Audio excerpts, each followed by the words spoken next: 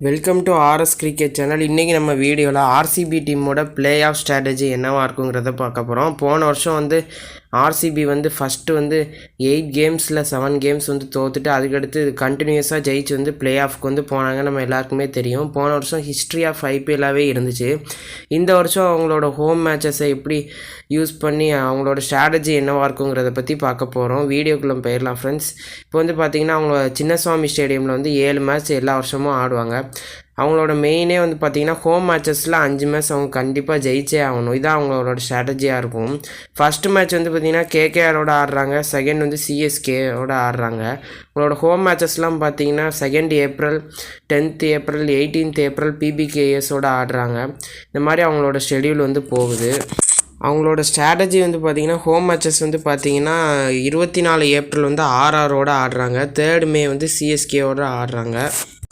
Next 13 மே எஸ்ஆர்ஹெச்சோடு ஆடுறாங்க. Next வந்து பார்த்திங்கன்னா 17th மே கேகேஆரோடு ஆடுறாங்க. அதுதான் அவங்களோட லாஸ்ட் ஹோம் கேமு.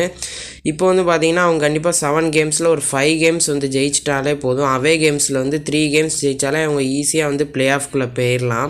இப்போது இந்த வருஷம் அவங்களோட மொத்த ஷெடியூல் வந்து பார்த்திங்கன்னா ஹோம் அண்ட் அவேன்னு வந்துட்டு அண்டு தென் லாஸ்ட்டாக 2 கேம் மட்டும் பார்த்திங்கன்னா கடைசியில் ஹோமில் ஆடுறாங்க. இது அவங்களுக்கு பெரிய அட்வான்டேஜாகவே இருக்கும்.